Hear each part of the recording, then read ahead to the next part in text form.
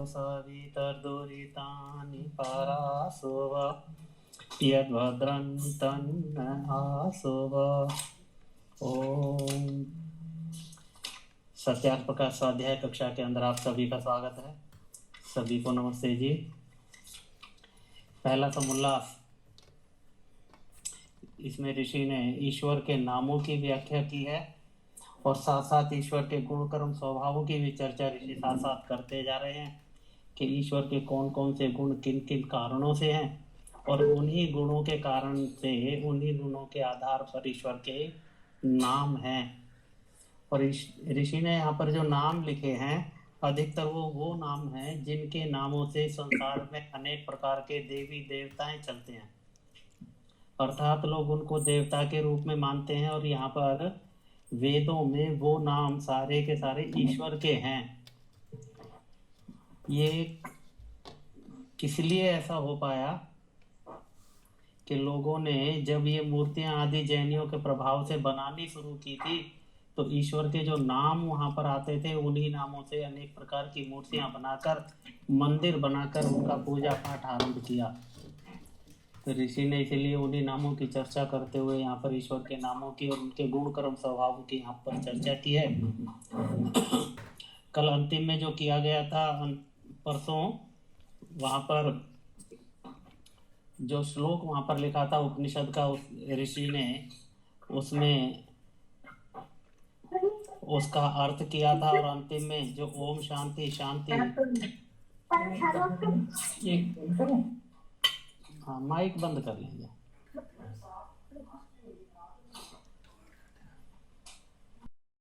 पर लिखा है कि किस लिए बोला जाता है, साथ साथ वो भी बता दिया कि एक व्यक्ति के जीवन में 3 प्रकार के दुख आते रहते हैं, अर्थात आध्यात्मिक, आदि भौतिक और आदि दैविक। उनकी भी ऋषि ने यहाँ पर अर्थ किया कि ये कौन कौन से दुख होते हैं और किन कारणों से यहाँ पर आते हैं। तो अंतिम में ऋषि ने एक पंक्ति लिखी थी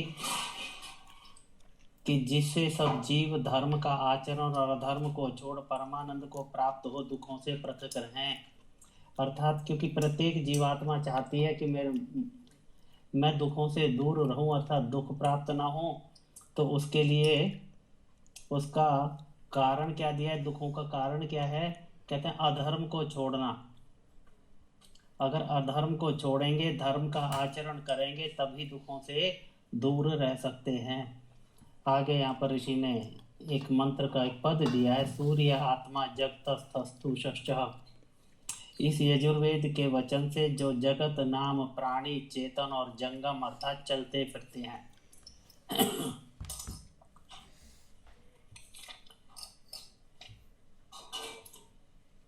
अर्थात ये जगत शब्द यहाँ पर जो आया है वो आया है प्राणी जगत के लिए अर्थात चेतन जगत के लिए, और तस्थुषः अप्राणी अर्थात जड़ जगत के लिए। तो दोनों जड़ जगत भी और चेतन जगत भी, तो उसके लिए लिखते हैं उन सब के आत्मा होने, अर्थात परमात्मा इस सब जगत का आत्मा है। अर्थात ये सारा व्यवहार आत्मा और जड़ जगत द्वारा जो किया जाता है उसका आधार ईश्वर है। इसीलिए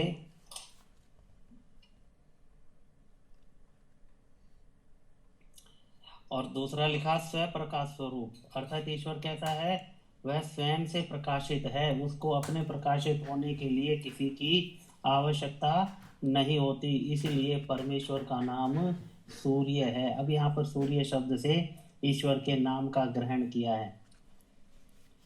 आगे लिखते हैं अतः सातत्यगमने, इस धातु से आत्मा शब्द सिद्ध होता है। योतति व्यापनोति स आत्मा, जो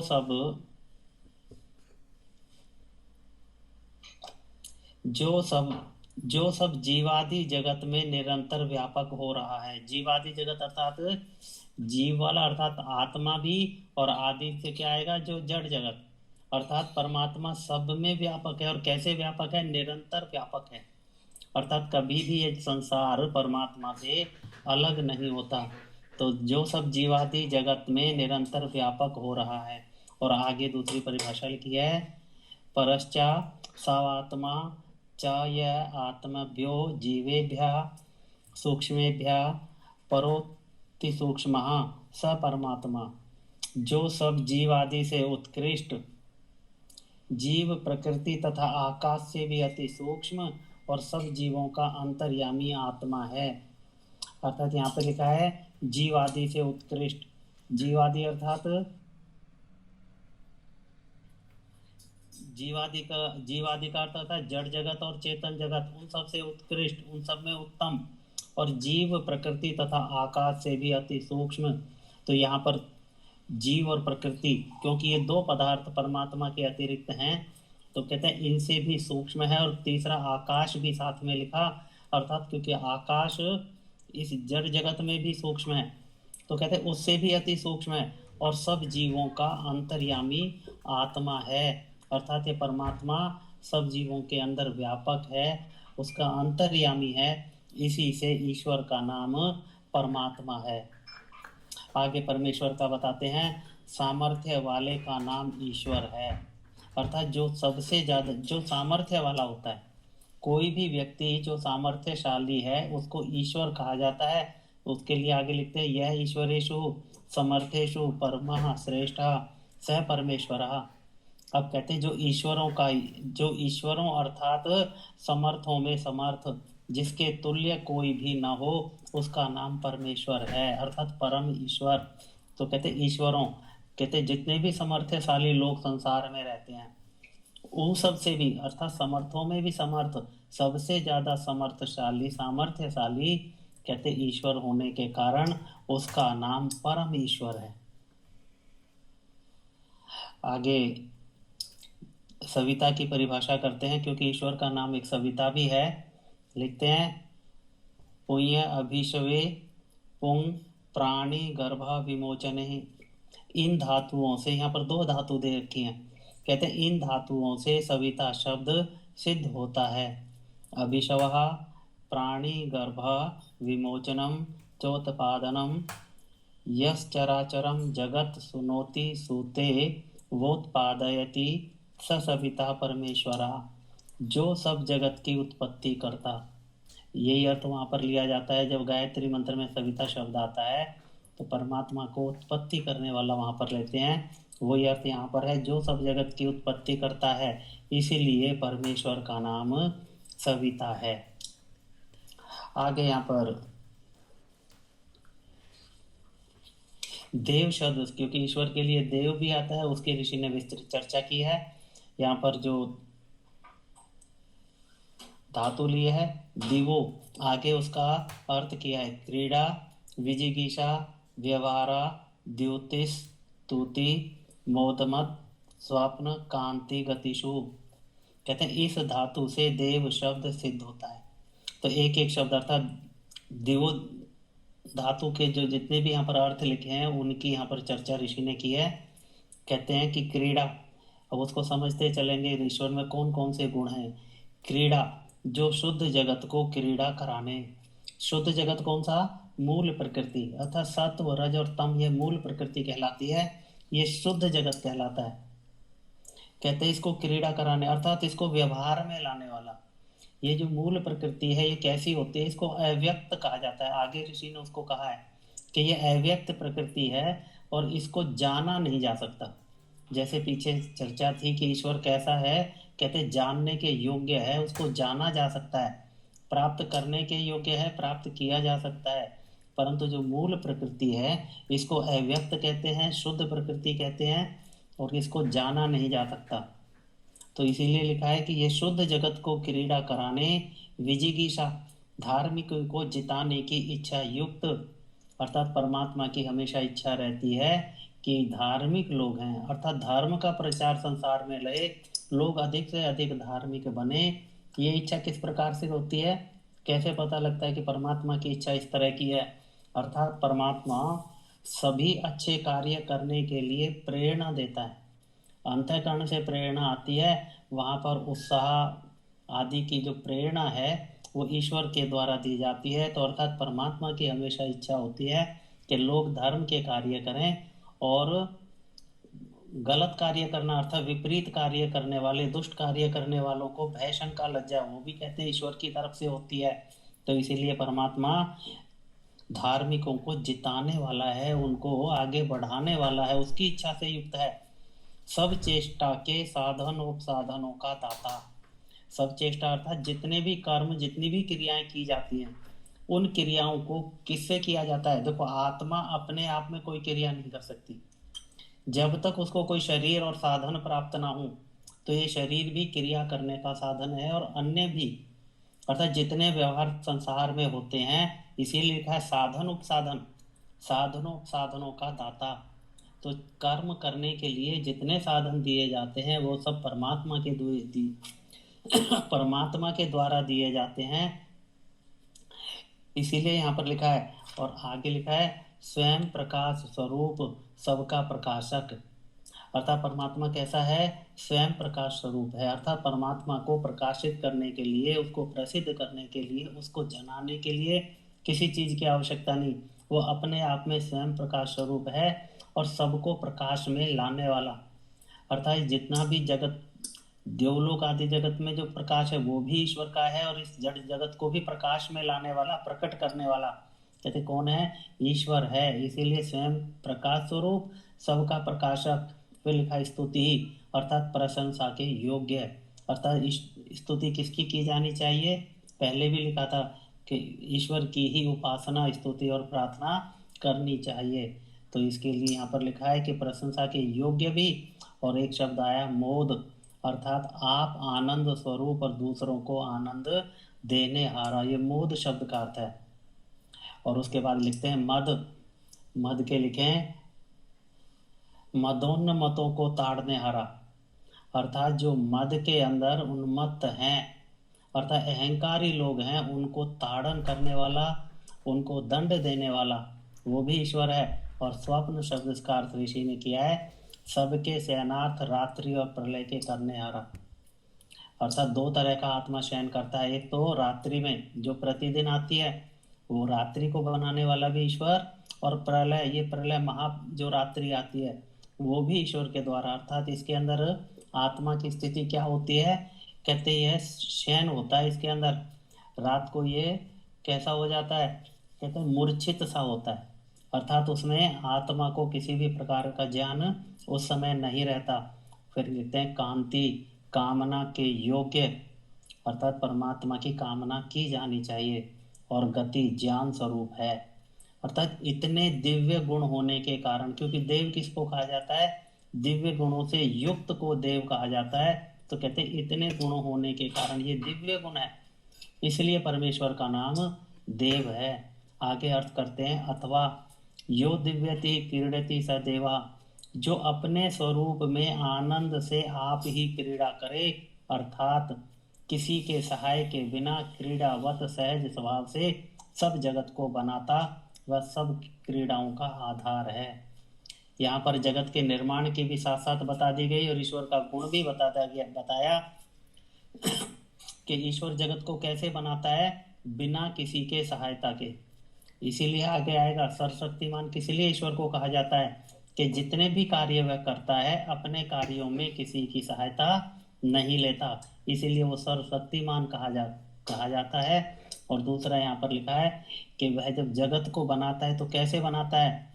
कहते सहज स्वभाव से बनाता है। अर्थात ईश्वर को कोई बड़ी विशेष पुरुषार्थ करने की आवश्यकता नहीं, क्योंकि उसका ये लगातार कार्य है जगत को बनाना, उसको चलाना, उसका प्रलय करना। तो ये सहज स्वभाव से उस कार्य को करता है, और इसके अंदर किसी की भी सहायता नहीं लेता। इसीलिए लिखा है जो अपने स्वरूप में आनंद से ही आप क्रीड़ा करे, और वह सब किसी के सहाय के बिना क्रीड़ावत सहज स्वभाव से सब जगत को बनाता, वह सब क्रीड़ाओं का आधार। अर्थात संसार के अंदर जितने भी व्यवहार होते हैं, इन सब का आधार भी परमेश्वर है। परमेश्वर के बिना ये सब कार्य भी, ये सब व्यवहार भी नहीं हो सकते। और आगे लिखा है विजिगी शते सदेवा, जो सबका जीतने हारा, स्वयं अजय, अर्थात जिसको कोई भी ना जीत सके। सबको जीतने हारा अर्थात ईश्वर से ज्यादा सामर्थ्यशाली कोई भी नहीं। कोई कौन? दो ही चीज बचती हैं, या तो आत्माएं या जड़ जगत। ये दोनों की दोनों परमात्मा के सामर्थ्य से कम सामर्थ्य रखने वाली हैं। इसलिए सबको जीतने वाला अर्थात सबको नियंत्रित करने वाला और अजेय है, अर्थात परमात्मा को कोई नहीं जीत सकता, अर्थात परमात्मा से अधिक सामर्थ्यशाली कोई भी नहीं है। इसीलिए यहाँ पर लिखा है। और आगे लिखते हैं, व्यवहार यति सदैवा, जो न्याय और अन्याय रूप व्यवहारों का जानने हारा और उपदेष्टा। क्योंकि पर जो भी संसार के अंदर व्यवहार होते हैं वो दो ही प्रकार के उनको विभाग कर दिया, अर्थात न्याय रूप व्यवहार और अन्याय रूप व्यवहार। तो जितने भी व्यवहार होते हैं ईश्वर उनको यथावत और उसी समय जानता है। जैसे जैसे क्रिया होती जाती है ईश्वर उसको यथावत जानता जाता है। ऐसा नहीं है जैसे पुराण आदियों के अंदर आता है कि व्यक्ति की मृत्यु होती है, आत्मा को लेने के लिए वहाँ पर दूत आते हैं, वो लेकर जाते हैं ऊपर यमराज के सामने। वहाँ पर एक लेखक बैठा हुआ है, परमात्मा पूछते हैं बताओ इनके पाप पुण्य कितने हैं। अर्थात परमात्मा को नहीं पता, जो लेखा करने वाला बैठा है उसको पता है कि किसने कितने कितने पुण्य और कितने पाप किए हैं। ईश्वर कैसा है, न्याय और अन्याय रूप व्यवहारों को जानने वाला, यथा योग यथा समय अर्थात उसी समय जानने वाला, और उपदेष्टा है अर्थात ज्ञान का उपदेश देने वाला है। ये ज्ञान सारा कहाँ से प्राप्त होता है, केवल केवल ईश्वर ज्ञान का उपदेश करता है। यश चराचरम जगत द्योतयति, जो सबका प्रकाशक, सबका प्रकाशक अर्थात जड़ चेतन जगत को प्रकाश में लाने वाला। और उसके बाद कहते यह स्तूयते सदैवा, जो सब मनुष्यों को प्रशंसा के योग्य और निंदा के योग्य ना हो। अर्थात प्रशंसा किसकी की जानी चाहिए, कहते ईश्वर की प्रशंसा की जानी चाहिए, उसकी स्तुति की जानी चाहिए, और ईश्वर निंदा के योग्य नहीं है। कोई भी ऐसा कारण नहीं है जिससे कि ईश्वर की निंदा की जा सके। निंदा किसकी की जाती है, जिसमें दोष होते हैं, और ईश्वर कैसा है, दोष रहित है। इसलिए लिखा है निंदा के अयोग्य, निंदा के योग्य ना हो। और आगे लिखा है यो मोदयति सदैवा, जो स्वयं आनंद स्वरूप दूसरों को आनंद कराता और जिसको दुख का लेश भी ना हो। और आगे लिखा है यो माद्यति सदैवा, जो सदा हर्षित शोक रहित दूसरों को हर्षित करने और दुखों से पृथक रखने वाला। अर्थात स्वयं दुखों से दूर रहता है और दूसरों को दुखों से कैसे अलग रखता है। अर्थात जब एक आत्मा मुक्ति में जाती है तो ईश्वर के सामर्थ्य से ही, ईश्वर के आधार ही सुखों को भोगती है, वहां वह दुखों से पृथक रहती है। लेश मात्र दुख भी आत्मा को वहां नहीं होता, इसलिए उन आत्माओं को दुख से अलग रखने वाला।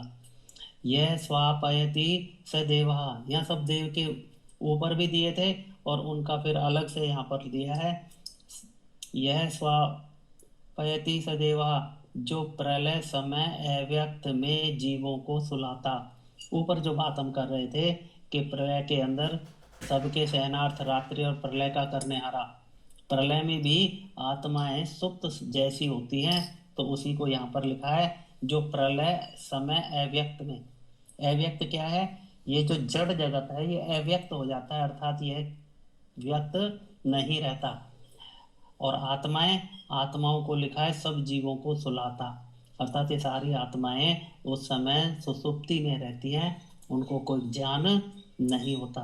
और कहते यह कामयते काम्यते वासुदेव, जिसके सब सत्य काम और जिसकी प्राप्ति की कामना सब शिष्ट करते हैं। अर्थात ईश्वर के काम कैसे हैं, सत्य हैं, अर्थात दोष रहित हैं, पूर्ण काम है। और ईश्वर के बारे में क्या लिखा है, जितने भी शिष्ट लोग हैं, जितने भी उत्तम पुरुष हैं, विद्वान आप्त पुरुष हैं, योगी पुरुष हैं, वो सब ईश्वर की प्राप्ति की कामना करते हैं। अर्थात ईश्वर गुण युक्त है, क्योंकि प्राप्ति की कामना किसकी की जाती है, उत्तम की जाती है। और ईश्वर कैसा है, सर्वोत्तम है, इसीलिए शिष्ट लोग ईश्वर की प्राप्ति की कामना करते हैं। और आगे एक और लिखा है, तथा यो गच्छति गम्यते वासुदेवा, जो सब में व्याप्त और जानने के योग्य है। अंतिम गुण यहाँ पर बताया है कि ईश्वर सब में व्याप्त, अर्थात इस सारे चर अचर पूरे संसार के अंदर व्यापक है और जानने के योग्य है। जैसे मैं पहले भी चर्चा कर रहा था कि अगर कोई पदार्थ जानने के योग्य नहीं है तो उसे जाना नहीं जा सकता, परंतु ईश्वर कैसा है, कहते हैं जानने के योग्य है उसको जाना जा सकता है, परंतु उसको जानने के लिए जो गुण होने चाहिए वह उन गुणों को धारण करना पड़ता है। था ईश्वर को जानने के लिए, साक्षात्कार करने के लिए अष्टांग योग में चलते हुए और समाधिस्थ बुद्धि में, पीछे आया था ये बात, ईश्वर को कैसे जाना जाता है, समाधिस्थ बुद्धि में जाना जाता है। तो इसलिए कहते हैं इससे उस परमेश्वर का नाम देव है। तो यहाँ पर देव नाम से ईश्वर की चर्चा की, किन गुणों के कारण, अर्थात दिव्य गुणों के कारण ही ईश्वर का नाम देव है। अब यहाँ पर कुबेर, कुबी आच्छादने, इस धातु से कुबेर शब्द सिद्ध होता है। यह सर्वम कुंपति स्वव्यापत्याच्छादयति स कुबेरो जगदीश्वरः, जो अपनी व्याप्ति से सबको आच्छादन करे। अर्थात परमात्मा कैसा है, सर्वव्यापक है, पूरे संसार में व्यापक है। तो कहते हैं जो उसकी व्याप्ति है, उस व्याप्ति के कारण सबको आच्छादन करे, अर्थात पूरे जगत को उसने ढका हुआ है। एक जगह पर चर्चा आती है, कहते ईश्वर का विस्तार कहाँ तक है, कहते जहाँ तक इस ब्रह्मांड का विस्तार है उससे भी आगे तक विस्तार है। तो अर्थात ईश्वर ने सबको ढका हुआ है, संसार का कोई भी कोना ईश्वर से बाहर नहीं है। तो इसलिए कहते हैं जो अपनी व्याप्ति से सबका आच्छादन करे, इससे उस परमेश्वर का नाम कुबेर है। ये कुबेर नाम से भी एक व्यक्ति को जाना जाता है पुराण आदि में, और रावण के भाई को भी कुबेर नाम से जाना जाता है। ये कुबेर वही है जो रावण जिसका विमान छीन कर लाया था, पुष्पक विमान की जो चर्चा है, परंतु यहाँ ईश्वर का नाम कुबेर भी है। वो व्यक्ति भी एक राजा कुबेर हुआ होगा, उसका नाम भी कुबेर होगा, परंतु वो कुबेर और ईश्वर अलग अलग हैं। तो कहते हैं ये ईश्वर का नाम कुबेर है। आगे पृथ्वी नाम भी ईश्वर का लिखा है। पृथु विस्तारे, इस धातु से पृथ्वी शब्द सिद्ध होता है। यह प्रथति सर्वम जगत विस्तृणाति तस्मात् स पृथ्वी, जो सब विस्तृत जगत का विस्तार करने वाला है। अर्थात परमात्मा कैसा है कि जितना भी ये जगत विस्तृत जगत है, अर्थात ये फैला हुआ जगत है, इसका विस्तार मनुष्य तो नहीं जान पाता। कहते हैं इतने बड़े को विस्तार करने वाला, कहता है इसको विस्तृत बनाने वाला कौन है, क्योंकि जब यह मूल रूप में रहता है तो सत्व रज तम के रूप में रहता है, और उसके बाद इसका विस्तार ईश्वर करता है। जब सृष्टि की रचना करता है तो इसका विस्तार करने वाला कौन, कहते हैं ईश्वर, और इसी गुण के कारण ईश्वर का नाम पृथ्वी है। आगे यहाँ पर ईश्वर का जल नाम भी दिया है। कहते हैं जल घातने, इस धातु से जल शब्द सिद्ध होता है। जलति घातयति दुष्टान संघातयति अव्यक्त परमाणुवादीन तद ब्रह्म जलम, जो दुष्टों का ताड़न, अव्यक्त तथा परमाणुओं का अन्योन्य संयोग व वियोग करता है, वह परमात्मा जल संयक कहलाता है। अर्थात यहाँ पर कारण दिया है पहला, दुष्टों का ताड़न करने वाला, अर्थात रुद्र शब्द से भी ऋषि लिखते हैं कि दुष्टों को रुलाने वाला। ताड़न अर्थात उनको अपनी न्याय कारिता के कारण दुष्टों को दंड देता है। तो यहाँ पर ईश्वर कहता है दुष्टों को ताड़ना देने वाला है।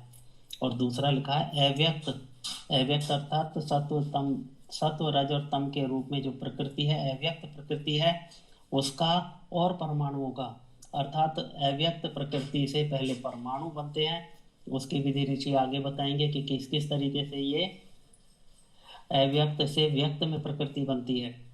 तो कहते हैं अव्यक्त जो सत्व रजतम है, इनका संयोग कर करके परमाणु रूप में, फिर परमाणुओं का संयोग करके अन्योन्य संयोग करके सृष्टि की रचना करता है, और उसी प्रकार इनका वियोग भी करता है। अर्थात इस सृष्टि का प्रलय करते समय उनको फिर तोड़ तोड़ के उनका वियोग कर करके वापिस सत्व रज और तम के रूप में लेकर आता है। इससे परमात्मा जल संजक है, अर्थात परमात्मा का नाम एक जल भी है। अब आकाश, लिखते हैं काशे ही दीप्तहु, इस धातु से आकाश शब्द सिद्ध होता है। या सर्वतः सर्वम जगत प्रकाशयति स आकाशः, जो सब ओर से सब जगत का प्रकाशक है। सब ओर से अर्थात इस जगत का जो प्रकाश करने वाला है, इसको प्रकट करने वाला है, इसको बनाने वाला है, इसको मूर्त रूप में लाने वाला है।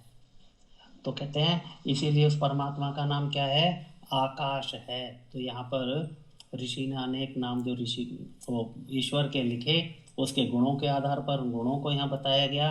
अब यहाँ पर 3 शब्दों का और बताते हैं।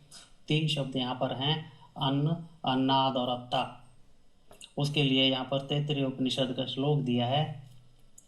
लिखते हैं अद्यतेति च भूतानि तस्मादन्नम तदुच्यते, अहमन्ना महमन्नम, अहमन्नो दोह मन्नादोह मन्नादः, अत्ता चराचर ग्रहणात्। इसका अर्थ ऋषि करते हैं, 3 शब्दों की यहाँ पर व्याख्या करेंगे साथ साथ इसकी।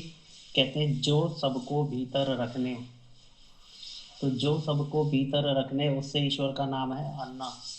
भीतर रखने अर्थात परमात्मा पूरे जगत को अपने अंदर रखता है। एक जगह शब्द गर्भा आया, हिरण्य गर्भा, तो वो भी किस लिए है कि सारे जगत को अपने अंदर रखने वाला, गर्भ में रखने वाला। तो इसीलिए यहाँ जो सबको भीतर रखने, दूसरा लिखा है सबको ग्रहण करने योग्य, अर्थात ईश्वर इस सबको ग्रहण भी करता है, और इसीलिए उसका नाम अन्नाद, और चराचर जगत का ग्रहण करने वाला, और पूरे जितना भी ये चर अचर जगत है उसको ग्रहण करने वाला है। इससे ईश्वर के अन्न, अन्नाद और अत्ता नाम है। तो 3 शब्दों का यहाँ पर प्रयोग हुआ है कि अन्न, अन्नाद और अत्ता, अर्थात तीनों का कारण क्या लिखा? जो सबको भीतर रखने, सबको ग्रहण करने योग्य और चराचर जगत को ग्रहण करने वाला है। इससे ईश्वर के अन्न, अन्नाद और अत्ता नाम है। और जो इसमें 3 बार पाठ आया है सो आदर के लिए है,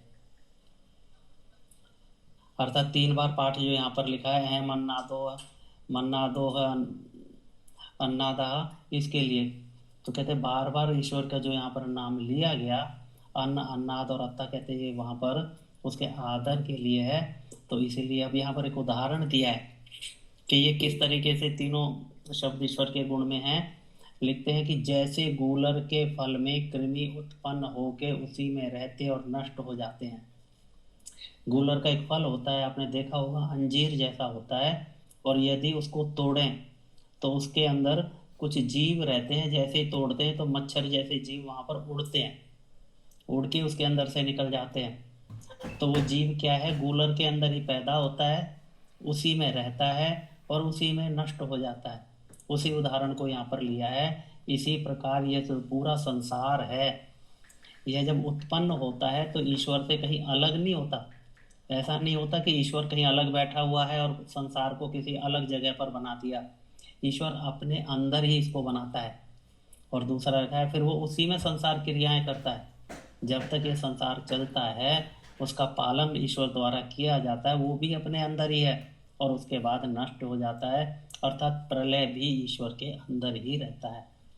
कहने का सीधा सीधा तात्पर्य है कि ये पूरा जड़ जगत का जो संसार है, जड़ जगत और चेतन जगत है, ये सारी क्रियाएं, इसका बनना, इसका चलना, इसका नष्ट हो जाना, सारा गूलर के कृमि के तरह इसी के अंदर ही होता है। अर्थात ये सारी क्रियाएं ईश्वर के आधार और ईश्वर के अंदर रहती हैं। ईश्वर इन सब में व्यापक है।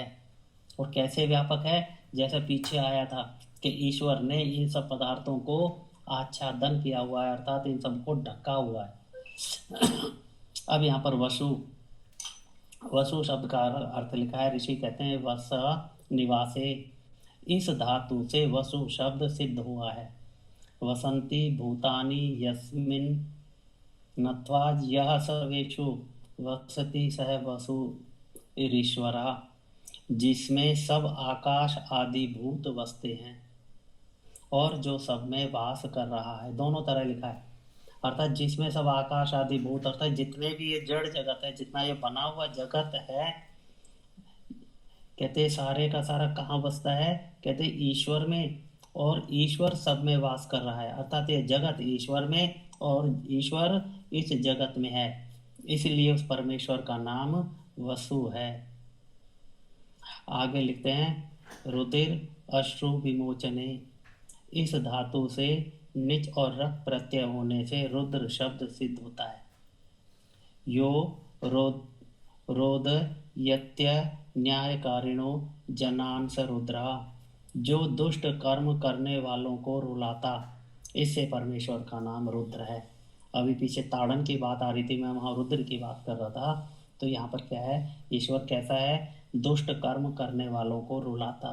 जबकि हम सामान्यतः देखें तो जगत में ये दुष्ट कर्म करने वाले कहीं रोते हुए दिखाई नहीं देते, परंतु ये ईश्वर ने क्योंकि आत्माओं को स्वतंत्रता दी हुई अपना कार्य करने के लिए, और जब उनके कर्मों के फल लेने की बारी आती है उस समय ये दुष्ट लोग रोते हैं, क्योंकि पाप रूप कर्म का जो फल है वह दुख है, और दुख के समय में आत्मा रोदन करती है। इसलिए लिखा है जो दुष्ट कर्म करने हारों को रुलाता, इसलिए परमेश्वर का नाम रुद्र है। यहाँ पर आगे एक यजुर्वेद के ब्राह्मण का एक पद यहाँ पर दिया है, वचन यहाँ पर लिखा हुआ है। इसमें ऋषि एक सिद्धांत बताते हैं, क्योंकि यहाँ रुद्र की बात आई है, दुष्टों को कर्म करके रुलाने वाले की बात आई है, तो कर्मफल सिद्धांत का एक महत्वपूर्ण सिद्धांत ऋषि ने यहाँ पर दिया है। लिखते हैं, यन मनसा ध्यायति तद वाचा वदति, यद वाचा वदति तत्कर्मणा करोति, यद कर्मणा करोति तद भी संपद्यते। अर्थ करते हैं, जीव जिसका मन से ध्यान करता, अर्थात चिंतन करता है, जिन बातों का, जिन चीजों का विचार करता है, कहते उसी के लिए लिखा है जीव जिसका मन से ध्यान करता, कहते उसी को वाणी से बोलता। अर्थात जैसा हम चिंतन करते हैं, जैसा मनन करते हैं, जैसा सोचते हैं, जैसा विचारते हैं, व्यक्ति वाणी से उसी को बोलता है। अर्थात बोलने से पहले व्यक्ति पहले विचार करता है, बुद्धि से सोचता है, मन में सोचता है। उसी के लिए लिखा है जीव जिसका मन से ध्यान करता उसी को वाणी से बोलता, और जिसको वाणी से बोलता उसको कर्म से करता। अर्थात जिसका विचार करता है उसी का कथन करता है, जिसका कथन और विचार करता है उसी को वो कर्म में प्रणीत करता है, अर्थात उसी प्रकार वह अपने कर्मों को करता है। अब कहते हैं ये तीन कार्य करने पर क्या होता है, कहते हैं जिसको कर्म से करता, अर्थात जैसे वह कार्य करता है मन से, वाणी से और शरीर से, तीनों लिखे हैं यहाँ पर, तो कहते हैं उसी को प्राप्त होता है। ये उसी को प्राप्त होना अर्थात मन से, वचन से और शरीर से जिस प्रकार के वह कर्म करता है उसी का फल रूप उसी को मिलता है। अगर पुण्य किया गया है तो सुख रूप, और पाप किया गया है तो दुख रूप। तो उसी सिद्धांत को यहाँ पर लिखा है ऋषि ने, जीव जिसका मन से ध्यान करता उसी को वाणी से बोलता, और जिसको वाणी से बोलता उसको कर्म से करता, और जिसको कर्म से करता उसी को प्राप्त होता है। आगे लिखते, इससे क्या सिद्ध हुआ कि जो जीव जैसा कर्म करता है वैसा ही फल पाता है, अर्थात उत्तम कर्म उत्तम फल सुख रूप में, और निकृष्ट कर्म दुख रूप फल पाता है, क्योंकि वह पाप कर्म है। आगे लिखते हैं, जब दुष्ट कर्म करने वाले जीव ईश्वर की न्याय रूपी व्यवस्था में दुख रूप फल पाते तब रोते हैं। ये रुद्र जो ऋषि ने ऊपर लिखा है उसकी व्याख्या की है कि दुष्ट कर्म करने वालों को कब रुलाता है, अर्थात कर्म किया तभी नहीं रोता, वो बाद में रोता है। कब रोता है, कहते हैं जब ईश्वर की न्याय व्यवस्था में दुख रूप फल को पाता है तब रोते हैं, और इसी प्रकार ईश्वर उनको रुलाता है, इसीलिए परमेश्वर का नाम रुद्र है। तो ईश्वर के नाम की रुद्र की चर्चा थोड़ा सा विस्तार करके समझाने के लिए ऋषि ने लिखा, और साथ साथ कर्म फल व्यवस्था भी बताई कि किस प्रकार से कर्म होते हैं। अर्थात एक व्यक्ति तीन प्रकार से कर्म करता है, मन से करता है, वाणी से करता है और शरीर से करता है। और साथ साथ ये भी बता दिया कि शरीर से जब कर्म करता है तो उससे पहले विचार भी करता है कई बार तो हमें पता नहीं लगता हमने विचार किया ना किया, परंतु निश्चित है कि कोई भी कर्म करने से पहले विचारता भी है। और जब वाणी से कर्म करता है अर्थात किसी की निंदा बुराई करता है या किसी की स्तुति आदि करता है, वो कर्म भी कहते पहले विचार आता है तब करता है, और उसी से यह कर्म के रूप में परिणित होता है। अर्थात हम 3 प्रकार से कर्म करते हैं। कई बार तो हम मन से कर्म कर लेते हैं, आगे नहीं हो पाता, परंतु कर्म वहाँ भी हो जाता है।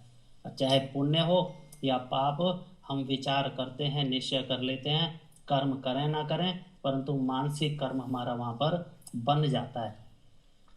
और इसी प्रकार स्तुति निंदा आदि करके भी हम पाप और पुण्य कमाते हैं, और बाकी शरीर से तो पाप पुण्य हम करते ही हैं। तो यहाँ पर रुद्र की परिभाषा देते कर्मफल सिद्धांत की ऋषि ने चर्चा की। आगे यहाँ पर एक शब्द और लिया है ईश्वर का, नारायण। इस नारायण शब्द को हम बड़ा सुनते हैं, और जो गलियों के अंदर ये साधु आदि बन के जो घूमते हैं, ये बड़े नारायण नारायण करते हैं। अगर इनको पूछा जाए कि नारायण ईश्वर का नाम किस लिए है या नारायण किसका नाम है, इनको नहीं पता। यहाँ नारायण शब्द से ऋषि ने व्याख्या की है कि नारायण क्यों है। यहाँ पर मनुस्मृति का एक श्लोक दिया है, आपो नारा इति प्रोक्ता, आपो वही नरः सूनवः ता यदस्य यायनम पूर्वम तेन नारायण स्मृतः। जल और जीवों का नाम नारा है। 2 शब्द यहाँ पर नारायण में है, एक नारा और एक आयन। तो नारा किसका नाम है, कहते हैं जल और जीव। जल अर्थात केवल जल का नहीं, अर्थात पूरे जड़ जगत का नाम नारा है। अर्थात पूरे जड़ जगत भी और चेतन अर्थात जीवों का नाम, इनको मिला के क्या हो गया, नारा। और उसके बाद कहते हैं अयन अर्थात निवास स्थान है। अयन कहते हैं निवास स्थान को, और नारा कहते हैं इस पूरे संसार को जिसमें जड़ चेतन चराचर जगत जिसमें है। आगे फिर दोनों की परिभाषा देकर ऋषि लिखते हैं कि वे अयन अर्थात निवास स्थान है जिसका, इसीलिए सब जीवों में व्यापक परमात्मा का नाम नारायण है। अर्थात ये पूरा जगत है जितना, उसमें ईश्वर निवास करता है, और ये सारा जगत ईश्वर में निवास करता है, दोनों बातें हैं। वे अयन अर्थात निवास स्थान है जिसका, तो अर्थात ये संसार जिसका निवास स्थान है, इसलिए उसका नाम नारायण, और इसीलिए सब जीवों में व्यापक परमात्मा का नाम नारायण है। अर्थात ईश्वर का नाम नारायण किस लिए लेते हैं, उसकी परिभाषा यहाँ पर ईश्वर ने, ऋषि ने की है। आगे जो नाम ईश्वर के दिए गए हैं, आप देखेंगे कि ये नाम कौन से हैं, अर्थात जिनके नाम से अनेक ग्रह आदियों के नाम है। और ये जो पौराणिक पंडित आदि नवग्रह आदि की चर्चा करते हैं, नवग्रह पूजा भी कराते हैं, उसकी अलग अलग मूर्ति बनाते हैं। प्राय हम जितने भी संस्कार आदि ये लोग करते हैं, उनके अंदर सब में ये नवग्रह की पूजा करते हैं। तो ऋषि ने यहाँ पर बताया है कि ये ग्रहों के भी नाम हैं और ये ईश्वर के भी नाम हैं। अभी यहाँ पर पहला लिखा है चंद्र नाम से ईश्वर का नाम लिखा है, चंदी आह्लादे। इस धातु से चंद्र शब्द सिद्ध होता है, यश चंदति चंदयति व स चंद्रहा, जो आनंद स्वरूप और सबको आनंद देने वाला है, इसलिए ईश्वर का नाम चंद्र है। तो ईश्वर का नाम चंद्र किस लिए है कि सबको आनंदित करने वाला है, जो खुद भी आनंद स्वरूप है और सब जीवों को आनंद देने वाला है, इसलिए उसका नाम चंद्र है। और चंद्र नाम किसका भी है कि जो पृथ्वी आदि के उपग्रह हैं उनको भी चंद्र कहते हैं, परंतु वो चंद्र अलग और ईश्वर अलग। अर्थात ईश्वर के नाम से चंद्र की पूजा नहीं करनी चाहिए। ईश्वर जहाँ है वहाँ चंद्र है, और जहाँ चंद्र है वो उपग्रह है, दोनों अलग अलग सत्ताएं हैं। तो चंद्र भी ईश्वर का नाम है। आगे मंगल, मंगल नाम से भी एक ग्रह हमारे यहाँ पर होता है, कहते हैं मगी गत्यर्थ का धातु से मंगलरच, इस सूत्र से मंगल शब्द सिद्ध होता है। यो मंगति मंगयति वासा मंगलः, जो आप मंगल स्वरूप है और सब जीवों के मंगल का कारण है, इसलिए उस परमेश्वर का नाम मंगल है। मंगल अर्थात कल्याण करने वाला और स्वयं कल्याण स्वरूप है, इसलिए ईश्वर का एक नाम मंगल भी है। और ये मंगल जो पौराणिकों ने लगा रखा, अगर कोई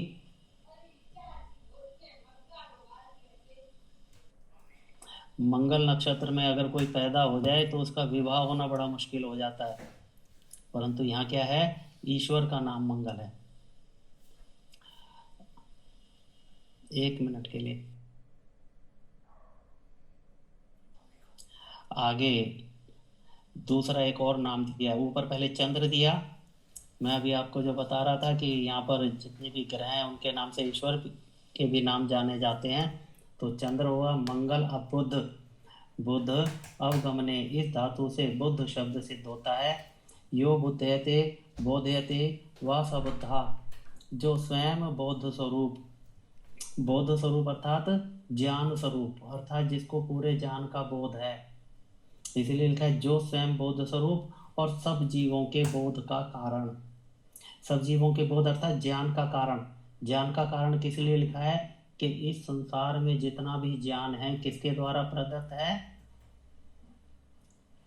वह सारे के सारा ईश्वर द्वारा कैसे दिया जाता है, वेदों के माध्यम से दिया जाता है। ईश्वर के द्वारा प्रथम ज्ञान दिया गया, उसके आगे ऋषि मुनियों ने उसको विस्तार करके अन्य लोगों को पढ़ाते गए। इसीलिए सारे ज्ञान का मूल कारण कौन है, कहते ईश्वर है। और कहते हैं इसीलिए उस परमेश्वर का नाम बुद्ध है। और कहते हैं बृहस्पति शब्द का अर्थ कह दिया है। बृहस्पति शब्द का पीछे अर्थ आया था, वहाँ पर इसलिए लिख दिया, परंतु ये पूरे नवग्रह की हैं, इसलिए बृहस्पति शब्द को यहाँ पर भी ऋषि ने लिखा है कि बृहस्पति शब्द भी आता है। उसके बाद है शुक्र। कहते ईशुचिर पूति भावे, इस धातु से शुक्र शब्द सिद्ध हुआ।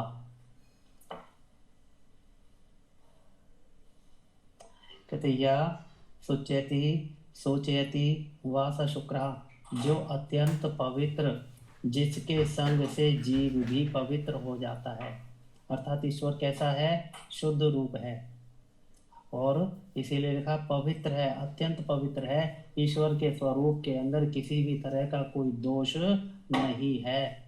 और उसके बाद जो आत्मा ईश्वर का संग करती है अर्थात उसकी उपासना करती है, कहते हैं उससे वह आत्मा भी पवित्र हो जाती है। अर्थात ईश्वर के गुणों को जितना जितना सामर्थ्य है उतना उतना जैसे जैसे एक व्यक्ति धारण करता जाता है, वह भी दोषों से रहित हो जाता है। धीरे धीरे दोष उसके छूटते जाते हैं, अर्थात वह भी पवित्र हो जाता है। इसीलिए ईश्वर का नाम शुक्र है। आगे लिखा है चर गति भक्षणयो, ये जो शब्द यहाँ पर लिखा है, यह देवता बड़ा जाना माना है और लोग इससे डरते बहुत हैं। पर यहाँ पर ऋषि ने लिखा है कि यह ईश्वर का एक नाम है। लिखते हैं चर गति भक्षणयो, इस धातु से शनैश अव्यय उपपद होने से शनैश्चर शब्द सिद्ध हुआ। यह शनैश्चरति स शनैश्चरः, जो सब में सहज से प्राप्त धैर्यवान है। जबकि इसको कैसा देवता मानते हैं, बोला बड़ा भयंकर है, और इसको कैसे रूप में दिखाते हैं, काले रूप के अंदर। अर्थात अन्यों से डरें ना डरें, परंतु ये पौराणिक जगत कम से कम शनिश्चर से बहुत डरता है। परंतु शनिश्चर शब्द का अर्थ यहाँ पर ऋषि ने लिखा है जो सब में सहज से प्राप्त धैर्यवान है। अर्थात ईश्वर कैसा है, सहज से प्राप्त है। अर्थात ईश्वर को प्राप्त करने के लिए कोई विशेष पुरुषार्थ की आवश्यकता नहीं, केवल कितना करना है कि अपने दोषों को दूर करना है, गुणों को धारण करना है, अष्टांग योग का अभ्यास करना है, और ईश्वर की प्राप्ति हो जाती है। उसके लिए कहीं आने जाने की, कहीं पर जिस तरीके से ये अनेक हजारों तीर्थों में जाना, उसके लिए धन खर्च करना, कहते हैं उन सब की आवश्यकता नहीं। उनको बिना करे ईश्वर को प्राप्त किया जा सकता है, सहज रूप से प्राप्त किया जा सकता है। कहते हैं इससे उस ईश्वर का नाम शनैश्चर है। उसके बाद राहु, ये राहु और केतु भी बड़े डरावने हैं जी, क्योंकि इन्हीं तीन देवताओं से ये जितने भी तांत्रिक आदि हैं, जितने भी ब्राह्मण और ये ज्योतिषाचार्य जो बने बैठे हैं, ये इन्हीं से लोगों को डरा डरा कर धन का हरण करते हैं। तो यहाँ ईश्वर का नाम एक राहु भी है। राहु का अर्थ लिखते हैं रह त्यागे, इस धातु से राहु शब्द सिद्ध होता है।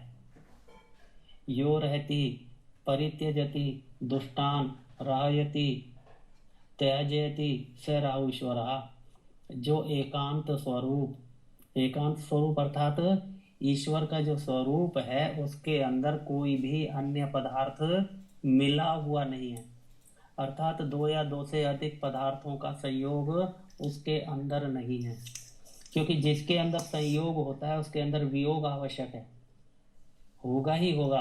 तो अर्थात वह एकांत स्वरूप है, वो किसी पदार्थ का संयोग नहीं है। ऐसे ही आत्मा भी किसी का संयोग नहीं है।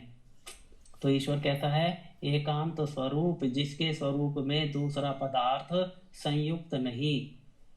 तो ये पहला गुण हो गया ईश्वर के राहु का। और दूसरा लिखते हैं जो दुष्टों को छोड़ने, अर्थात दुष्टों को छोड़ने वाला है। अगर इस शब्द को सामान्यतः देखें तो अर्थात ईश्वर क्या हो गया कि जो दुष्ट लोग हैं उनको छोड़ देता है, माफ कर देता है, ऐसा अर्थ नहीं है। ईश्वर दुष्टों को कैसे छोड़ता है कि जब एक व्यक्ति कोई दुष्टता करता है, विपरीत कार्य करता है, अधर्म का कार्य करता है, तो अंदर से भय, शंका, लज्जा होती है। परंतु जब वह उसी कार्य को बार बार करता है तो ईश्वर उसको छोड़ देता है, अर्थात उसको भय, शंका, लज्जा की प्रेरणा देना भी बंद कर देता है। और इसका आप अगर देखें कि जो लोग ये मांस आदि का व्यापार करते हैं, जो मांस आदि को काटते पीटते हैं, कहते हैं कि इनको कोई फर्क नहीं पड़ता, इनको कितनी ही पशुओं की वध कर दिया जाए, इनको कभी भी किसी तरह की कोई भय, शंका, लज्जा नहीं होती। ये उसी का उदाहरण है कि ऋषि के ईश्वर उनको, क्योंकि पहले प्रेरणा देता है, जब वो इस कार्य को आरंभ करते हैं तो उनके अंदर भय, शंका, लज्जा होती है, परंतु जब धीरे धीरे उसके वो आदी हो जाते हैं तो ईश्वर उनको श्रद्धा, उसमें भी यही हुआ था, श्रद्धा कांड में वो भी काटता था ना पशुओं को। हाँ जी, बिल्कुल आप ठीक कह रहे हैं बहन जी। तो इसलिए ईश्वर फिर दुष्टों को छोड़ देता है, अर्थात उनको प्रेरणा देना बंद कर देता है। और लिखते हैं अन्यों को छुड़ाने हारा है। अन्यों को छुड़ाने अर्थात दुष्टों को, पहले बार लिख दिया दुष्टों को, और दूसरा फिर दुष्टों से अन्य को। दुष्टों से अन्य कौन? जो अन्य लोग हैं उनको, उनको छुड़ाने वाला है, अर्थात वो जब गलत कार्य करते हैं तो उनको भय, शंका, लज्जा की प्रेरणा देकर ईश्वर का प्रयास ये रहता है कि वह इस कार्य को ना करें। तो इसीलिए लिखा है जो दुष्टों को छोड़ने और अन्यों को छुड़ाने हारा है, इससे परमेश्वर का नाम राहु है। अर्थात ये राहु नाम से जो ईश्वर है, कहते हैं ये क्या है? हमारा कल्याण करने वाला है, हमें दुष्टता से दूर रखने वाला है, हम दुष्ट कार्य ना करें उसकी प्रेरणा हमें देता है, इसलिए ईश्वर का नाम राहु है। तो आज का पाठ यहीं तक रखते हैं, कल का केतु रहेगा। तो ये तीन यहाँ पर जो, जिनसे पौराणिक जगत स्वप्न में भी डरते हैं, शनिश्चर, राहु और केतु, और इन्हीं से डरा डरा कर इन्होंने अपनी दुकानें चला रखी हैं, उसकी ऋषि ने यह व्याख्या की है कि ईश्वर के नाम है, इन नामों से कोई भी ऐसे भयंकर देवी देवता नहीं है। मंत्र पाठ करके आप लोगों की कोई शंका हो तो स्वागत है। ओम विश्वानि देव सवितर्दुरितानि परासुव यद्भद्रं तन्नःसुव। ओम शांति शांति शांति। ओम। सभी को नमस्ते जी। आपका कोई प्रश्न?